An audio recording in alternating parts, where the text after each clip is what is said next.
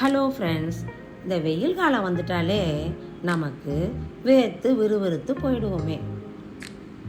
அது இல்லாமல் தண்ணி சத்து குறைபாடும் ஏற்படுமே. இதை ஈடுகட்டுறதுக்கு ஒரே வழி நாம் வெள்ளரிக்காய் சாப்பிட்றது தான். இந்த வெள்ளரிக்காய் சாப்பிட்றதுனால என்ன நன்மை தீமைன்னு இந்த வீடியோவில் பார்க்கலாம் ஃப்ரெண்ட்ஸ். இந்த வெள்ளரிக்காய் உடம்புக்கு ரொம்பவும் நல்லது செய்யுது. இதில் பொட்டாசியம், நார்சத்து, மெக்னீசியம், விட்டமின் ஏசின்னு சத்துகள் நிறைய இருக்குது.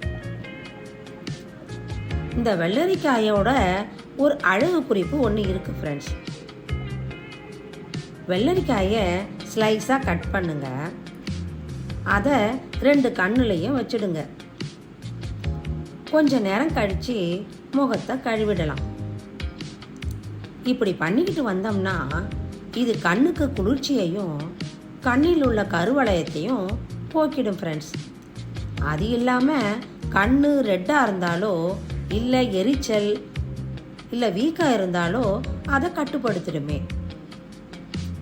இந்த வெள்ளரி கடை போடுறவங்க பாதையோரம் கடை போடுற எளிய ஜனங்க கிட்டக்க பேரம் பேசாமல் வாங்கிறது ரொம்பவும் நல்லது ஃப்ரெண்ட்ஸ். இந்த வெள்ளரிக்காய் சிறுநீரக பிரச்சனையை தடுத்துடுமே. அது இல்லாமல் கற்கள் உருவாகிறதையும் தடுக்கும். இந்த வெள்ளரிக்காய் இரத்த ஓட்டத்தை அதிகப்படுத்தும். செக்ஷுவல் பிரச்சனையையும் தீர்த்துடுமே. இதில் நார்ச்சத்து அதிகமாக இருக்கிறதுனால மலச்சிக்கல் பிரச்சனையே இருக்காது ஃப்ரெண்ட்ஸ்.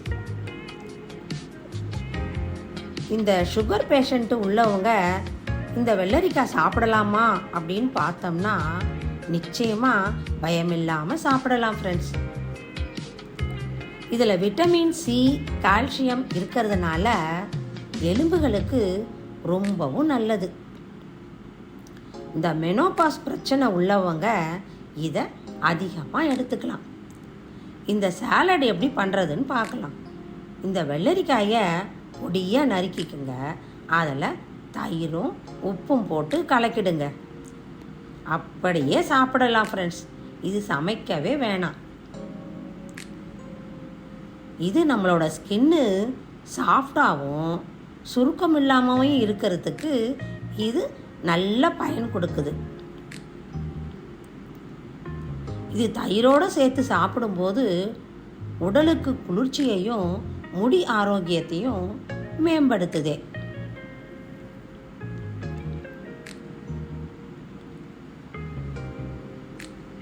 இந்த லேப்டாப் அதிக நேரம் பார்க்குறவங்க, ஐடி ஃபீல்டில் உள்ளவங்க இதை சாப்பிட்றது அவங்கள ரிலாக்ஸாக உணர வைக்குமே. இதில் கலோரி சத்து குறைவுங்கிறதுனால எவ்வளவு வேணாலும் சாப்பிடலாமே.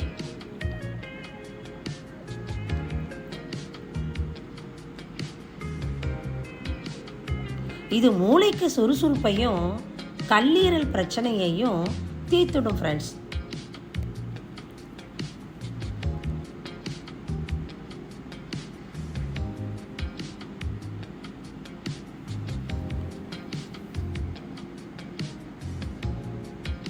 இந்த வெள்ளரிக்காயை நாம் நம்ம சாப்பாட்டில் அடிக்கடி எடுத்துக்கிறது நல்லதே.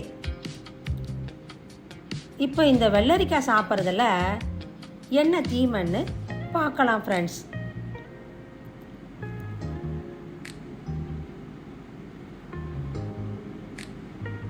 இரவு நேரத்தில் இந்த வெள்ளரிக்காயை சாப்பிடவே கூடாது. இதில் நிறைய தண்ணி சத்து இருக்கிறதுனால நாம் அடிக்கடி எழுந்து யூரின் போக வேண்டியது இருக்குமே. இது சமைக்காத உணவுங்கிறதுனால டைஜஸ்டும் ஆகாதே. இந்த அலர்ஜி, தோல் சம்பந்தமான வியாதி உள்ளவங்க இதை சாப்பிடவே கூடாது ஃப்ரெண்ட்ஸ். நிறைய நன்மைகள் செய்கிற இந்த வெள்ளரிக்காயை சின்னவங்க முதல் பெரியவங்க வரைக்கும் அனைவரும் விரும்பி சாப்பிடுவாங்களே. நீங்களும் வெள்ளரிக்காயை சாப்பிட்டு பயனடைங்க. இந்த வீடியோ உங்களுக்கு பிடிச்சிருந்துச்சுன்னா லைக் பண்ணுங்கள், ஷேர் பண்ணுங்கள், சப்ஸ்கிரைப் பண்ணுங்கள். தேங்க்யூ.